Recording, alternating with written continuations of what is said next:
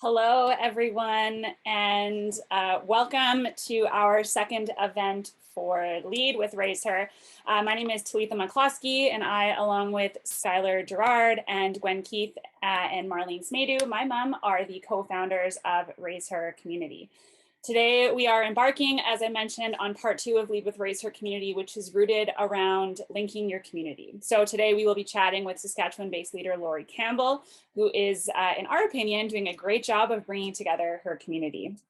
In addition to connecting compassionately with others, as we touched on last month, another key leadership behavior that we've recognized as being central to success in linking one's community is the ability to challenge the process. So challenging the process is a critical skill of leaders and change makers, and is especially poignant this month as we recognize gender-based violence awareness and the International Day of the Girl. To us, challenging the process is about having the support, courage to take risks, ask questions, be uncomfortable, have the foresight to do hard things differently, or to do things differently, and make spaces better and overall more inclusive. Today, we are lucky enough to hear experiences and wisdom from Lori Campbell on how she has challenged the process throughout her life and what she needed to do it and how it has impacted her career. We will welcome questions in the chat, as I have already mentioned, throughout her presentation. So please feel free to put whatever comes to mind there, and we will address it either during or just after her presentation. As always, before we get started, I will be doing a land acknowledgement to honor Treaty 4 territory from which we are broadcasting. If you are tuning in from another treaty, please know that within this acknowledgement, we are also honoring that treaty. So I welcome you to just stop eating for a minute, to put down your phone, and to take in this land acknowledgement with an open heart. RaiseHER Community acknowledges and honors the Indigenous lands on which we live and work, the traditional land of the Cree, Saulteaux, Dakota, Lakota, and Nakota, and the homeland of the Métis Nation. We pay respect to the Indigenous peoples who have lived and continue to live in this territory and whose culture, practices, and spirituality are tied to this land. We acknowledge our own settler ancestry and the colonization that has created oppression, suffering, and hardship for Indigenous peoples for many generations. Through acknowledgement of the history, land, and people of Treaty 4 territory, we demonstrate our own respect for First Nations and Métis communities and people, and we commit to act on truth and reconciliation through listening, seeking to understand, and growing strong together. Our lead series conversations will be grounded in the ideals of love, compassion, and mutual respect. And we encourage you to post comments and ask questions in the chat while our guest is speaking. And of course, you're allowed to feel what you feel. But if you antagonize Lori or either of us or any of our attendees in any way, we will intervene just to ensure that we are keeping our space safe. This does not mean, again, that you cannot ask open and raw questions. That is why we have this space. It's a safe space to get real, to ask those uncomfortable conversations and to challenge the process, if you will. But just know that our safety and creating a safe space is of the utmost importance. So with that, I'm going to pass it off to Skylar, who will do an introduction of our Season of Support sponsor. Hi everyone, I'm Skylar Gerard, Talitha's other half on RaiseHER Community. And so community and support are two of our core values at RaiseHER Community. So each season or quarter, we donate a portion of the proceeds from our event, from these circles, to a local community group that aligns with these values and is really doing something in our communities to support women. And so this season, we've selected the Regina Open Door Society to receive our donations and our proceeds. And they really work very closely with our community, and they're all about compassionately helping set up newcomers for success in our community. So for a little bit more about them, so Regina Open Door Society is also known as RODS. They're a nonprofit organization. They provide settlement and integration services to refugees and immigrants in Regina. They're committed to meeting the needs of newcomers by offering programs and services that enable them to achieve their goals and participate fully in the larger community. Their vision is to build a welcoming community enriched by the diversity and strength of newcomers to Canada. Now I'm going to get right into introducing our amazing keynote speaker, Lori Campbell. So Lori is a Two-Spirit and is a member of the Montreal Lake First Nation on Treaty 6 territory. She is an intergenerational survivor of the Indian residential school system and a child from the 60s Scoop generation. She's made her career in advocating for social justice and working towards a more equitable society for all. With over 14 years of progressive experience in student services, academics, research, and administration, she's an experienced leader in education. Through her lived experiences, traditional knowledge, and professional proficiencies, she provides uncomfortable truths required for advancing the processes of indigenization, decolonization, and reconciliation within organizations and communities. She holds 2 undergraduate degrees in Indigenous Studies and Psychology, a master's degree in adult education, and is a PhD candidate in social justice education. She currently holds a position of Associate Vice President of Indigenous Engagement at the University of Regina.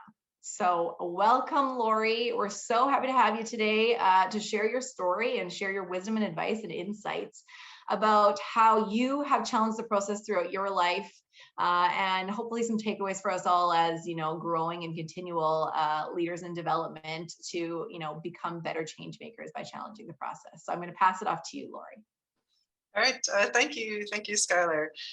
So Lori Campbell and Sikasun, ni Two-Spirit Indigiqueer Nehio Pictico Sanasqueo, Nagawi Muniawi Sagahini, Treaty 6 Territory, Kiwitano, Saskatchewan, Achio.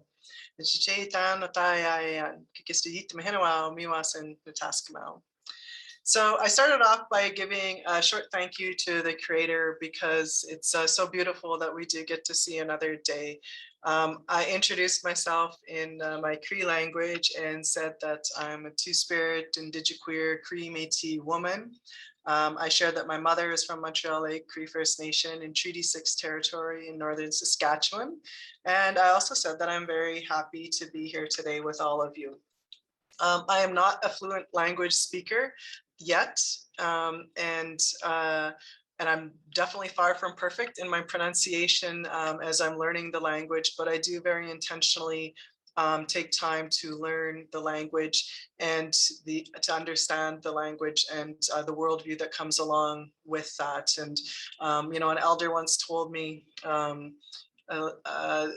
as I was worried about speaking my language at public events like this, and he told me, he said, that's not my shame to bear. The fact that I don't know my language, my original language, and that I struggle with it is actually what the fact that I don't know it should actually make other people uncomfortable for putting me in this position to begin with, and others, within the Indigenous community, and that was like really helpful, right? And when I think about the language, and what happened with the residential schools, like there was a very specific strategy there to remove the language. And when the language was removed, and for anybody here who speaks another language or has relatives that speak another language, so much is lost in the worldview and understanding of yourself and culture and the world around you when you lose the language, and it transitions you to be forced to assimilate into a different culture when you have to speak a different language. I want to thank Talitha for starting us off in a good way and acknowledging the traditional territory that we're situated on here today, some of us in Regina.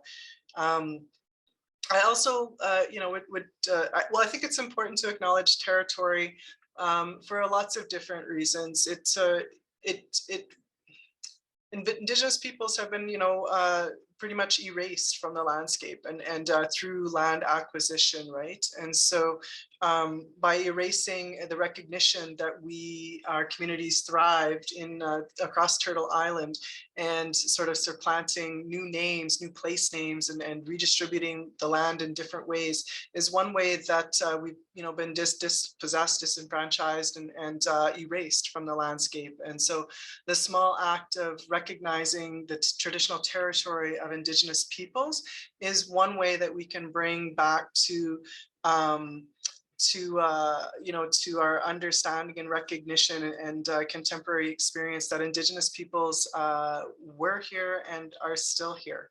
And it requires us to think differently. What does it mean to be in Indigenous territory? And how is it that you came to be in this territory?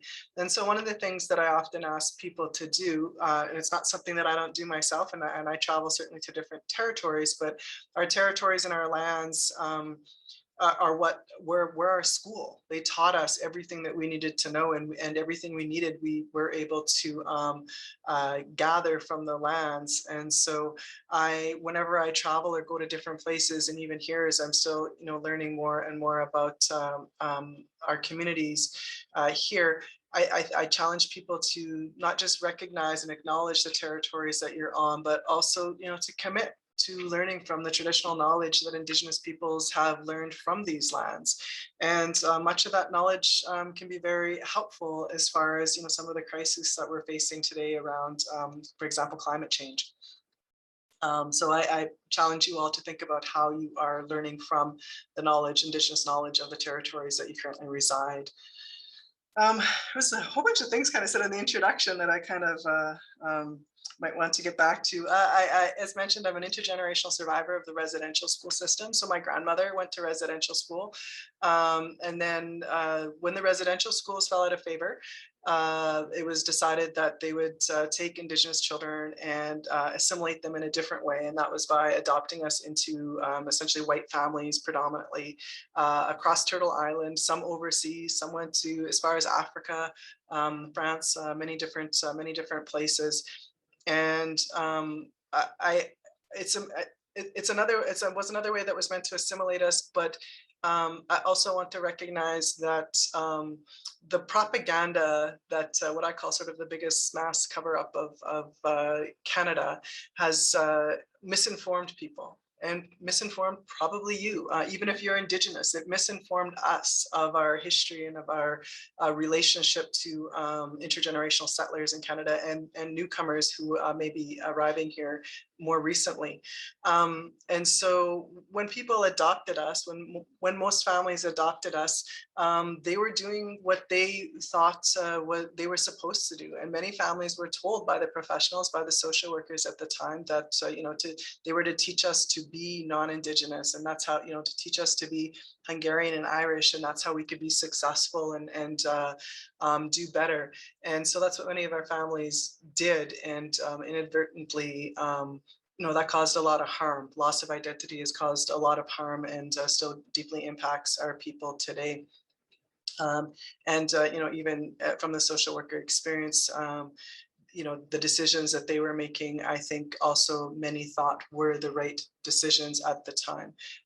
Where I more hold account is in the strategy of more the government, who very intentionally was trying to create a new nation. And in order to do that, they had to get rid of the nations that were here. It was also mentioned that I have 2 undergrad degrees, and that's important because as an Indigenous person, I was led to believe that Indigenous peoples didn't go to university or didn't go to graduate school, even more specifically. But when I came here to the University of Regina back in 1991, there was the Saskatchewan Indian Federated College, it was called at the time, and that's now known as the First Nations University of Canada. But it was a huge transitional point in my life.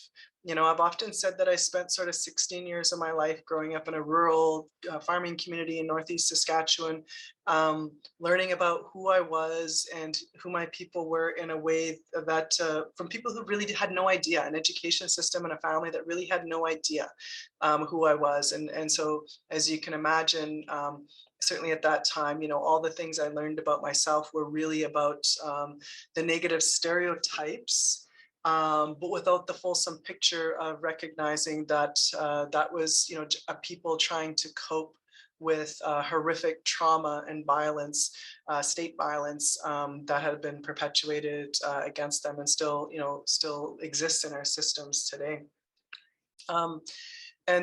So when I showed up here at the university and I found out there's Indigenous peoples in university, that was like, first of all, super, super cool. But I was able to learn about who I was from people who actually knew who I was, from Indigenous faculty and professors and administrators. Now, they didn't necessarily know the exact family I came from right off the get-go, but they knew that, thousands of us had been stolen from the 60 scoop. And they knew also about, the residential schools. And for those of us that were in the 60 scoop, we didn't even know about the residential schools, right? In the same way that those who had obviously who had attended and went on to have children that remained with them understood those schools. And so it was an opportunity to learn about who I was. And that was probably one of the first pivotal moments in my life, starting to come into that sense of identity and sort of learn about who I was from people who knew who I was. And the reason then that I did a second undergrad, because I did not think that Indigenous peoples went to graduate school. And but I liked this thing called education. And so I did another undergraduate degree before going to graduate school. It'd be some years later that somebody said to me, hey, why don't you go to grad school? And I'm like, wait, what? You know, like I can go to grad school? And so then, you know, I've continued on and I've continued in education. And the reason that I stay in the education sector is because of the profound effect that it had on my life, and because there's still so much work to do in ensuring that we have, you know, spaces and educational institutions where Indigenous peoples can be what I call unapologetically Indigenous in thought and practice, and you know, their engagement and work alongside, you know, others within our surrounding communities. And so that's how it is that I come to also be back here. Something else that you said in your notes. Okay, so what I'm gonna kind of go into today, and I'm absolutely happy to have questions throughout, but I'm just gonna kind of share some stories. And so, but I do want you to know, although some of the, you know, experiences are obviously very difficult, and these aren't just the stories sort of from my lived experiences, but they're also, you know, intergenerational stories that speak to the experiences of Indigenous peoples. And they also speak to, you know, the Indigenous survival and resilience and strength of our people. And so I don't want you to, you know, kind of get stuck in sort of thinking about the trauma and pain and keeping us stuck there. But you know, the very fact that I get to be here as in a brand new role at the university, the first time this role was ever created as the Associate Vice President, Indigenous Engagement, is because of the strength and perseverance and resilience of my ancestors, who have come through these walls before me and created space so that I can have the privilege and the honor of being here today to take on this inaugural role. So I just kind of wanted to share a few stories and go from there. And one of them is about, and things that have contributed to kind of like how I lead or how I conduct myself, I guess, is kind of really more how I speak about it, like how I walk forward as an Indigenous person. How do I walk forward every day when I go out my door, every day when I come into the office, and what guides and what drives me and inspires me to be uncomfortable in most spaces. And we're gonna get to that, because as an Indigenous person, the kind of work that I do very much puts me in uncomfortable spaces a lot. One of the things that I learned early on is that you know, this concept of like how knowledge, you know, might hear that phrase, knowledge is power, always felt not good to me. It didn't sit right with me. And one of the things that I came to learn through connecting and understanding Indigenous philosophy is that, you know, thinking words matter for one, but thinking about like knowledge as responsibility.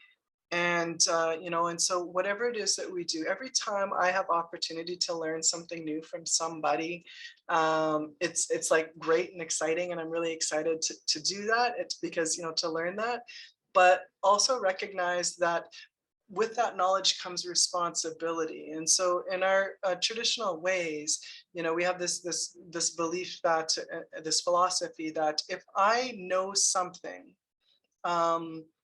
and it will be helpful to somebody else who may need that information to be better, to succeed, to be okay, it's my responsibility to ensure that that knowledge is shared with them. And so we all have different knowledges, or, you know, we might look at it like different areas of expertise, right? You all have different areas of expertise based on your lived experience, based on your education on the path, all the things that have brought you to where you are today.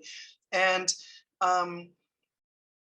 and with all that knowledge and experience comes responsibility, and it's not always up to sort of the storyteller to think about, to need to hear back from people about like, oh, that story was so inspiring, or this or that. That's kind of like my ego talking.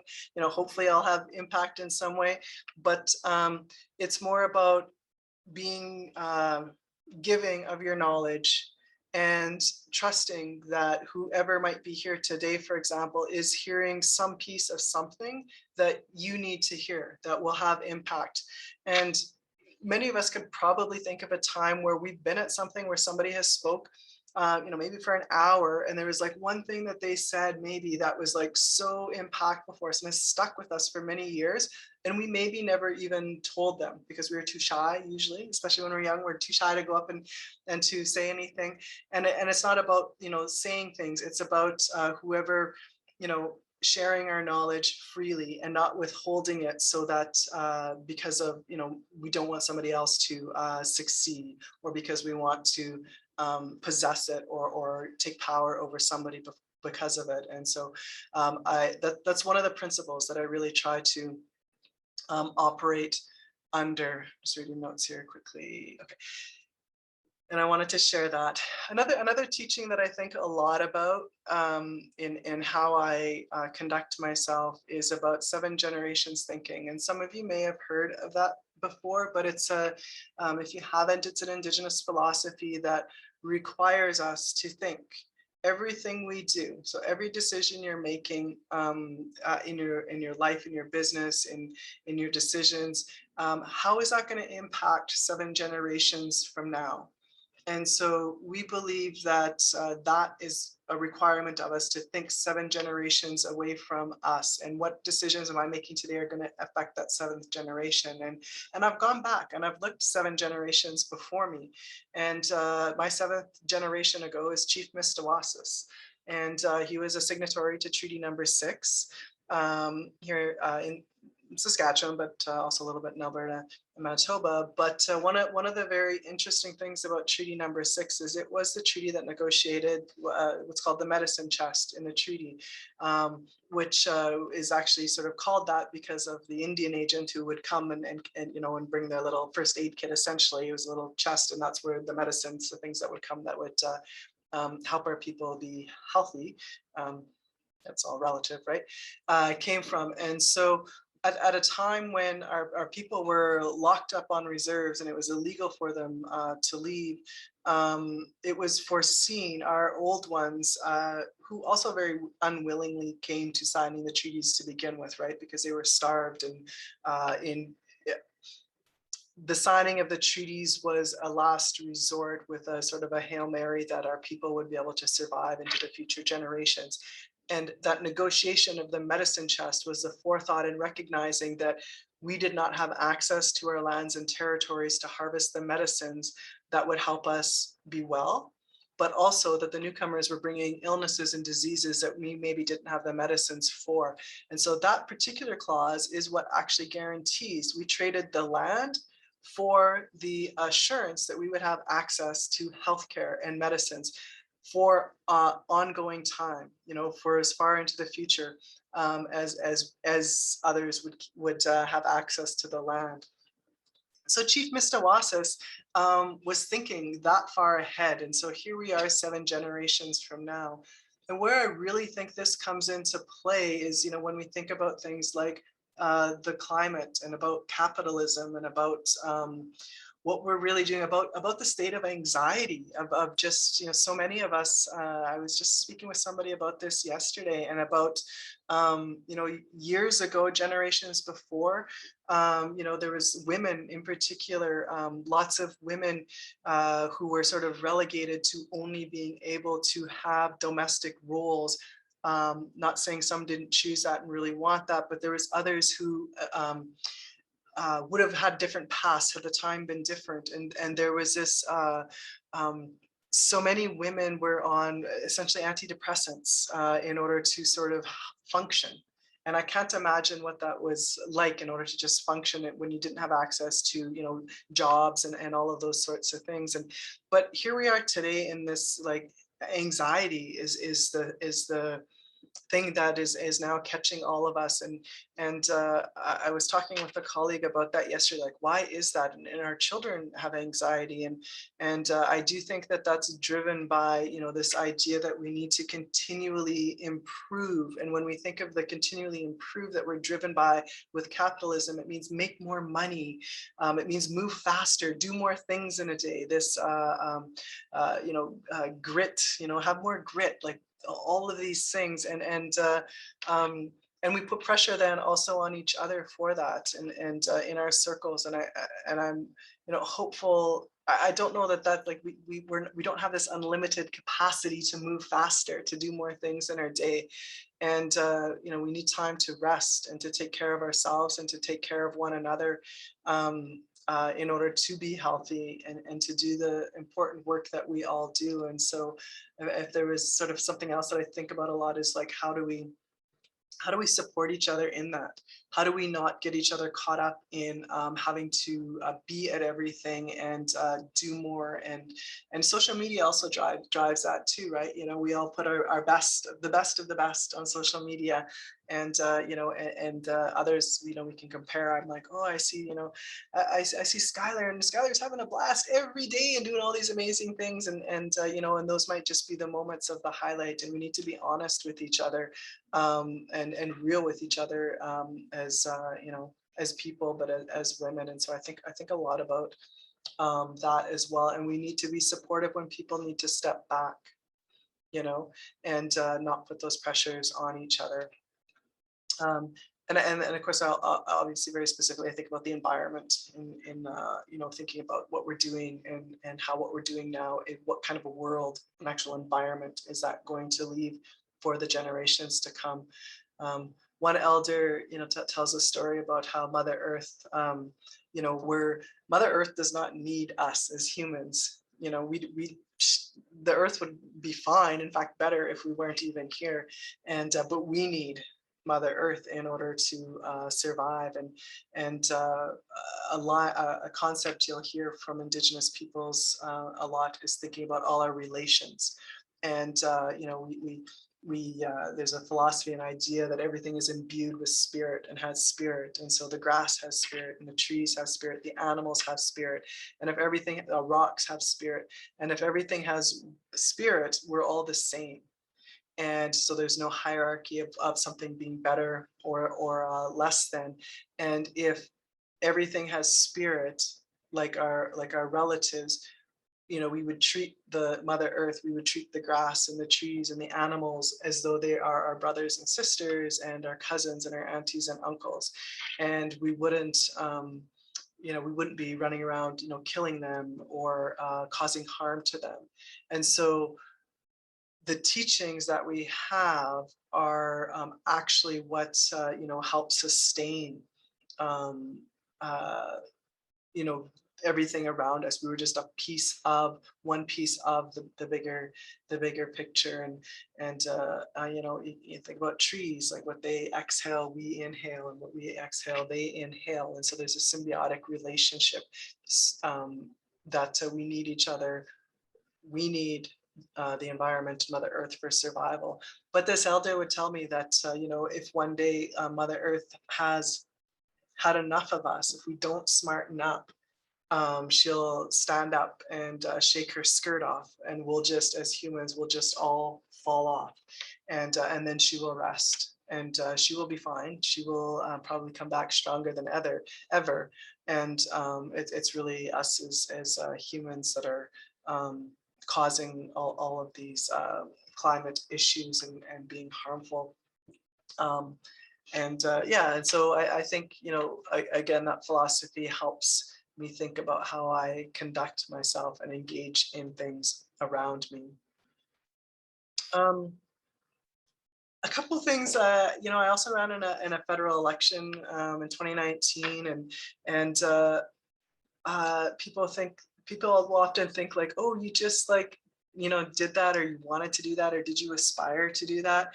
And I'm here to say, no, I did not. And for so many reasons, I had never even thought about it. at all, or had any desire to run in a federal election. But it's important because what happened was I was just doing the things that I do, that I'm passionate about, coming to the tables, trying to, seek out ways for social justice to be realized. And what happened was I got a phone call from the federal party, and a federal party, and asked me to run in the election. And my gut response was, no, like, why would I do that? That would be like, it's a horrible place. It's a horrible, violent, aggressive, testosterone place. It's violent for women. And then you add in the intersections. If you're a Black or brown woman, that makes it even more difficult. And then you add in being a queer woman. All of those things can make those spaces much more difficult. And but I didn't say no on the phone. When I was on the phone, I said, I'll think about it. And there was a reason that I said that, even though I was pretty much sure I was going to say no.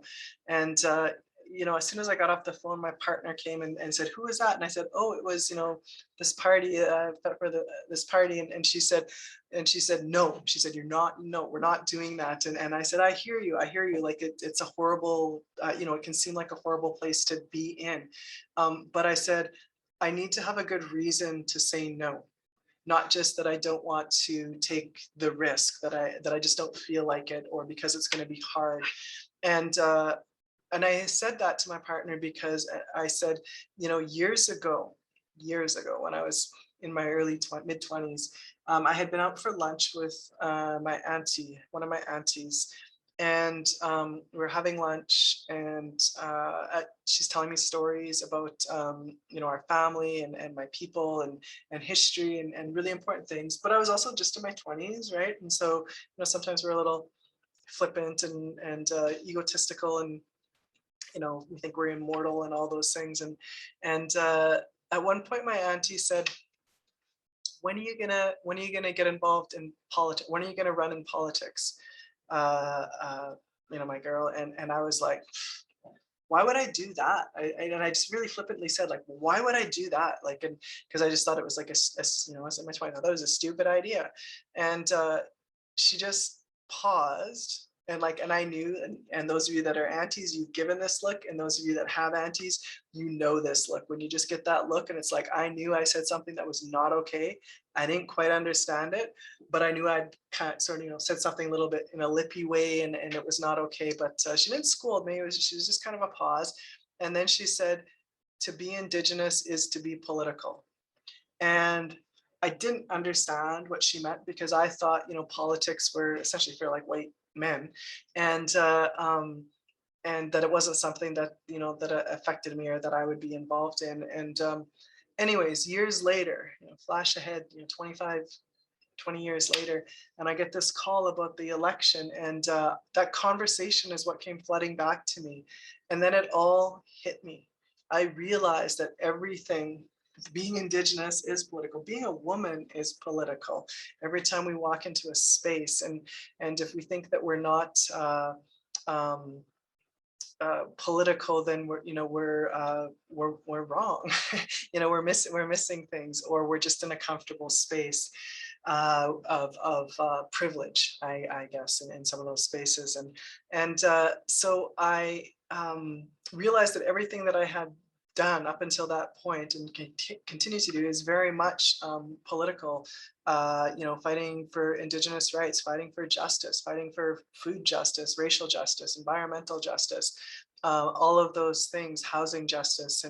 And so what I did when I got off the phone and talked to my partner and said, I need to find if there's a reason I shouldn't do this. And I called around to all the people, not all, but many of the people who had had significant impact in my life, because they had taught me different things. And I was in Ontario for 4 years when this happened. And I even flew back here to Saskatchewan, and I met with people, and I'm like, do you think I'm the right person to do this? Do you think I should do this? And after all of those conversations with white friends, with men, with women, with queer people, with my Indigenous community and relatives, there was no good reason to say no. Every reason pointed to the investment in the mentors and teachers around me had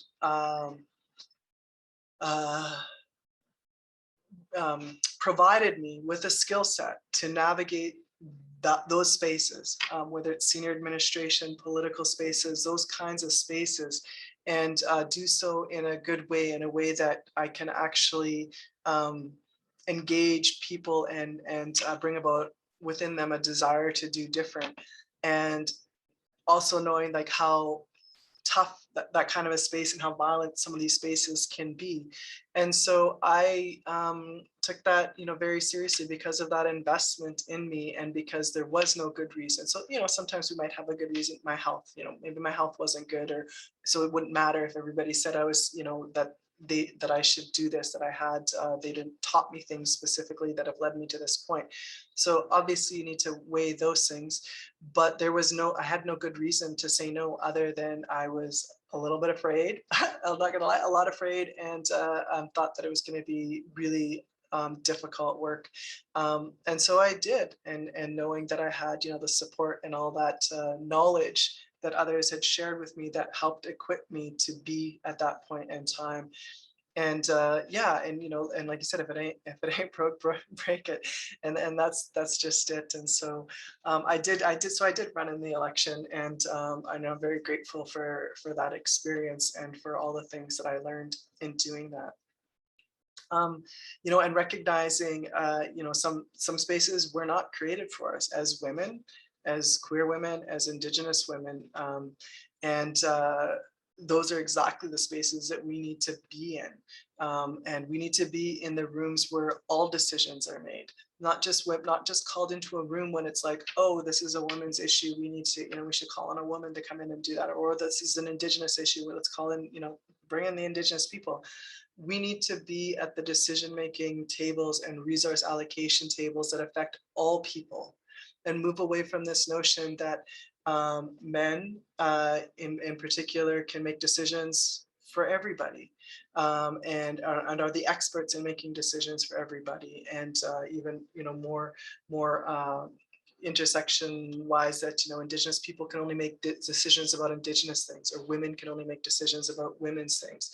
I think that's really how we can change the system and all systems, and get in there and be at being at those tables, and informing decisions that affect all people. If we look at countries with female leaders have done fared better with this pandemic. We're at an interesting time in Indigenous leadership. We have more women chiefs in Saskatchewan than we've had ever. We have their first federal leader as an Indigenous woman as well. And so there's some amazing things that are coming. And I think that's how we can transform and create a different future going forward that's more just and equitable for everybody.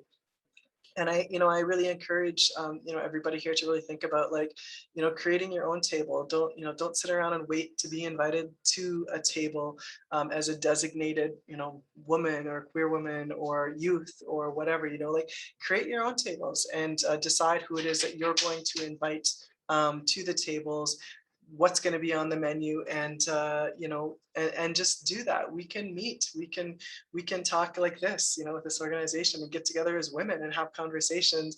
We don't need to wait for something else to kind of create that table and invite us to that. And I'll just end on this note before I open up for questions, is like, find your crew. Your crew is so important. Find those people that it's easy to find people who will stroke your ego and who will, like, always be kind and loving and to you. And it's important to have those people as well, because sometimes just things are terrible and we just need that. But find your crew who you trust, who are in a reciprocal relationship with you, and who you can count on to say, who are going to carry you and support you, and even when you make mistakes, are going to be there for you. But also the people who are going to say, you know what, Lori, I don't know, that decision you made, like that didn't sound right. And are going to be honest with me. I need people who are going to be honest with me and to challenge me to do better in that area. And so I think that's probably one of the biggest things I've learned is like find your crew, and not everybody's going to be in that in that closest crew, but find that crew and form that relationship, because at the end of the day, that's like that's what you got, is going to be that crew. That's what's going to carry you, that particular crew, and you will be in somebody's crew. So I think I'm just going to leave it there. We got about 20 minutes left maybe for questions. And well, thank you so much, Lori. That was amazing. Yes, clapping all around. And something that you said really struck me around, having a good reason not to say no. And basically, in the way I thought about it, was having a good reason not to challenge the process. So instead of us thinking about like, should we speak up? Should we be at this table? Should we do that? Why, like, instead flip it and think, well, why shouldn't we? What's the reason for us not to go there? And I thought that was such a great kind of a mindset shift and great way to look at it. So, I mean, in your life, you touched on several examples of how you've challenged the process, from going to university to going to grad school to running a federal election. And I'm sure you have had many more examples. So I guess, what gave you the courage to do those things? Was it, and you speak about your crew and your support network, but like what was it, a skill set you had to tap into? Was it your support network? What really helped you and drove you to stand up and say, yeah, I'm going to do it?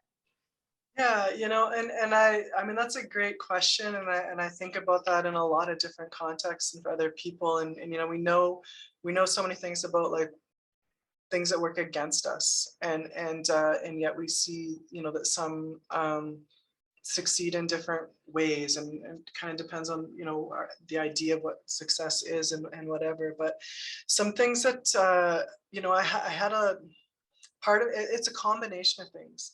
I had people in my life in various ways, and I think, and one of the things I also want to mention is like every interaction we have is a learning opportunity, right? And so some of us have had like that boss that was just horrific, and but we like think about like, what is it about this experience that is horrible? What are they doing in ways that I do not want to ever replicate? Because if we don't know that, we do risk the possibility of like replicating that and sort of like perpetuating that. And so there's always something to learn from every experience we have. And so that's one of the things that I focus on, and the positive and the negative. The other thing that I think is just a healthy curiosity, and trying to be brave, and like I'm the kind of person who I see somebody do something, or I don't know, like just random. I was at this event the other day, and this woman spoke, and I didn't know her.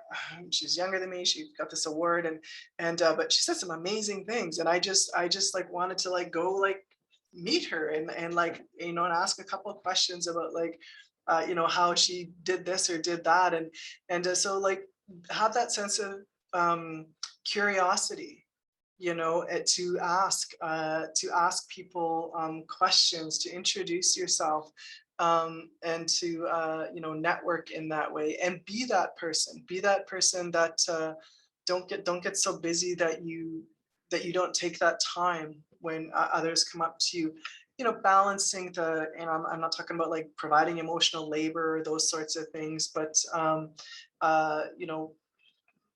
being sort of that person, and so ask those questions, and I'm not gonna lie, I mean, like learning, coming into understanding my identity and spirituality, and all the pieces of that have been significant. And so for some, that might be a sense of meditation, it might be an organized religion, it could be any of those things. And that crew, it's all of those pieces. So when I'm struggling and I can't go to, I'm not feeling like I'm want to invest in ceremony, I can phone my crew or something, and we can do something, and kind of like having multiple things in place, I think are very helpful. And yeah, so I mean, I don't know, but those are things that I hear and that I've learned from people, and then also know, like, some days are some days are better than others. We're all people, and don't put people on pedestals. Don't do that. That's like, you're setting people up for failure, and you're setting them up for isolation. If people are putting me up on a pedestal and saying like I got everything together, who do I turn to when things aren't together? I can't do that, because everybody has this idea of what I am, and then it also will make, Skylar, then you'll feel like it's absolutely unattainable, because you're like, I don't got all my stuff together, and you'll be thinking that. So I could never do that. I could never try to take on that role or responsibility. And so we need to be real with each other, and kind, loving, and compassionate with each other around all those things as well, I think about. I think that's like right, spot on, and something that we've said, from the beginning of RaiseHER, and when we have brought together people in different spaces, is that Skylar and I are not, with our moms, we're not the experts, and we want to learn from others, and that you can always learn from other people. And if you can, see it, then you can be it. But creating a super real space where you're allowed to be vulnerable, and you're allowed to share your learnings, and how you've come, because then that it kind of removes that pedestal portion of what you're saying of, it at one point, I'm sure it was wonderful for everyone to be on a pedestal, but it is very isolating. And when you do make a mistake, or you mess up, or you need to learn something, it's so much harder to recover from, for yourself probably, but for other people as well. Yeah, another like just thing I think about all the time, and I tell people this is not every day is going to be our gold star day. Like, not every day is going to be our best day, but if we come to it striving to do our best on that day, that is our the best day, right? And so not every day is going to be our best day, but it will be our best that we can do on that day. And when we come to each other in that respectful relationship, and trusting that Talitha and Skylar, that you are coming in that space as well, then I know that then that's okay. Like that's okay, and we need to be like okay with that, with each other and with ourselves. Because that also speaks to that pace of like where everything has to be so fast and so hard and so furious, and a great post every day. Well, I haven't felt like posting on on Instagram for 3 days, and that's just okay. Yeah, I think the social media aspect definitely has created this perfectionist in all of us, and also that hustle mentality. And so when we're allowed to step back and just slow down, and also just allow ourselves to be human, that's kind of where the magic happens, because no one's perfect, and no matter what Instagram tells you, it is not true. Post that picture of that casserole that tasted terrible and looked terrible. Exactly, because I bet the next one's going to be better. I just want to address a comment or a question that my mom actually had in the chat, which is it okay for me, a non-Indigenous person, to call our land Turtle Island, or is that seen as cultural appropriation? And I think that's kind of that fine line between wanting to be an ally and an advocate, but not doing that cultural appropriation. Yeah, and so there's that is a good question. And so Turtle Island, just to be specific, is referring to North America. It is inclusive of south of the Medicine Line, which becomes the United States border. Absolutely. And so when I can't remember, I was talking something else earlier today too. Like there's that erasure, right? We're talking about territorial acknowledgement. There were place names. Everything was named before settlers got here. There was names, and recognizing those names. I have a map up here that has all the names. When I say because Saskatchewan, that's our Cree word for it. That's what it was named, and it's based on the fast flowing river. There's those things I think are appropriate and okay. You'll also hear me say like this land currently known as Canada. Who knows? It might change. Like, I mean, that's what it's currently known as. Borders change, words change, all those sorts of things. And so just, I think it helps bring into, current memory, that keeping visible that that there's other peoples exist and have existed here, and we're there was names for things. That's different than like taking on things like my work around language reclamation and learning it isn't the same as others, non-Indigenous peoples, like calling things by their correct name, or what I'm doing culturally learning. I don't personally, I don't really need people to learn a whole lot, non-Indigenous people to learn a whole lot about my culture per se. What I need non-Indigenous peoples to do is actually learn about colonization, and how is that playing out, and how are we still perpetuating that, and how can you work to decolonize some practices and your thoughts and engagement. But yeah, good question. Awesome. Well, I think we have time for maybe one more question. So I'm going to throw one your way. And so this one's really important. As RaiseHER Community, we're all about women supporting women to become leaders, and definitely being a change maker and challenging the process is a critical skill and critical behavior of a leader. And so I guess what would be your advice for all those in the room today or online today, and RaiseHER Community, to help support the women in our lives, the co-workers in our workplaces, our children, nieces, grandbabies, daughters? How can we best support these women in our lives to be change makers, to become change makers, and to not be afraid to challenge the process?